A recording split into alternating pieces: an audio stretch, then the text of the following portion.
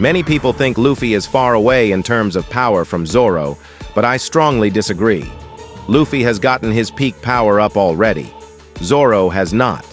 The only thing Zoro has obtained is a sword that he doesn't fully know how to control and Conqueror's haki.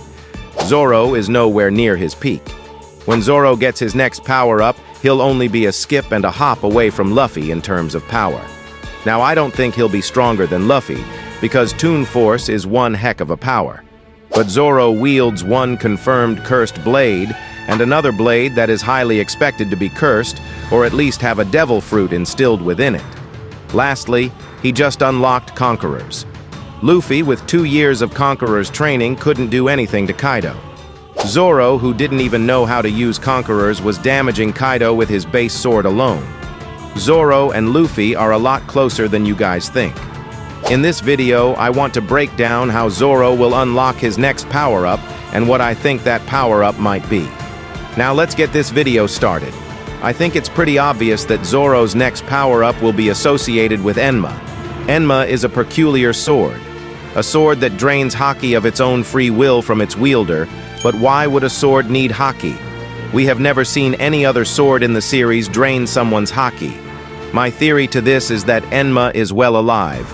We learned from Rayleigh that haki exists in every living creature. This means animals and even plants, so if Enma of its own free will is forcefully taking its wielder's haki, then it must be alive. Why else would Enma need haki? This is a negative side effect for Zoro, but Enma is pretty darn strong.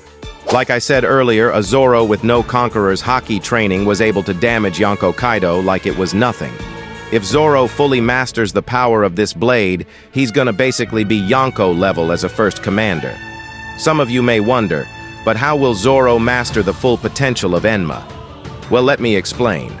After Zoro defeated King, he declared himself the King of Hell. Now in mythology, Enma is known as the King of Hell, so Zoro saying this was a direct reference to the mythological Enma's title. But see, the thing is, when Zoro said, "I'll become the King of Hell," I believe he caused the spirit within his blade Enma to react to these words. This is why I think he saw the Grim Reaper in a gloomy, desolate area. In previous videos, I said I thought the Grim Reaper he saw was Enma, but that wouldn't make any sense.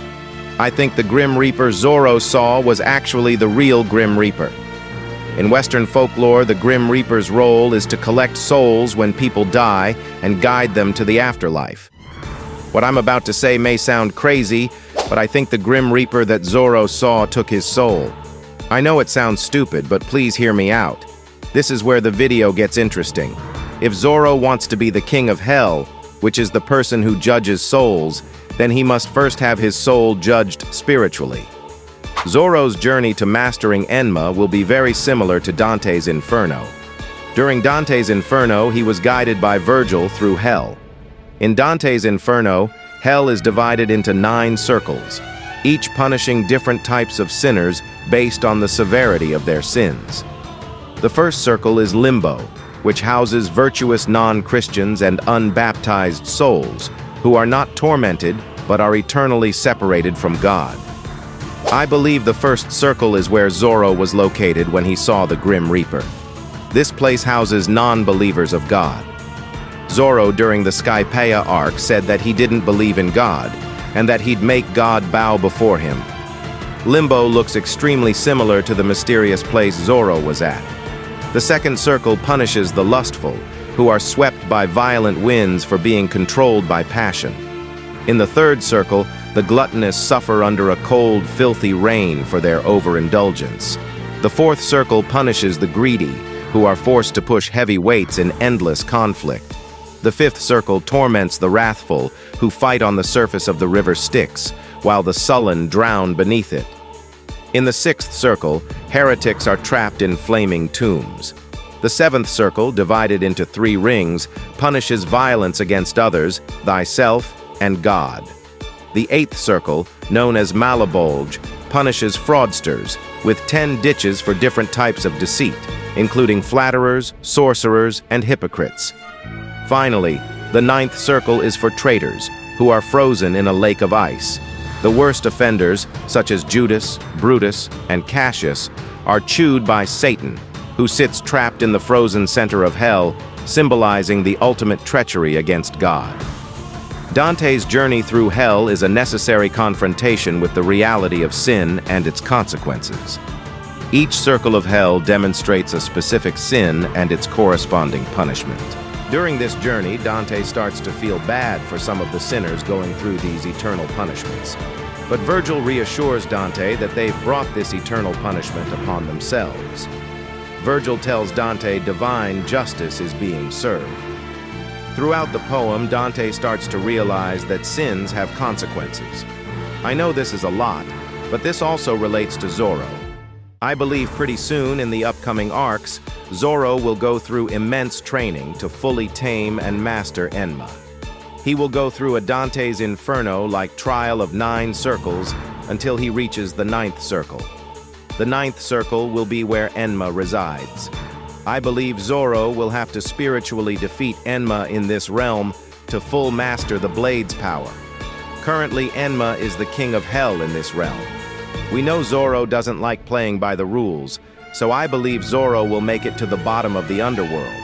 Then that's when he will slay Enma, thus taking the title as the King of Hell.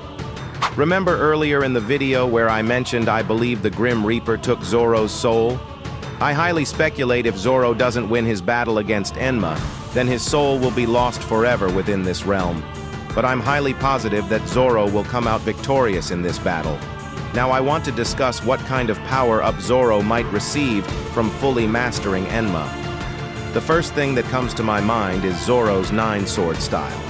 The reason I say this is because hell in Dante's Inferno consists of 9 different circles. It would be very cool if each one of Zoro's 9 swords represented their own circle. For example, if Sword 1 connects with a cut, that means the opponent will suffer the divine justice of Circle 1.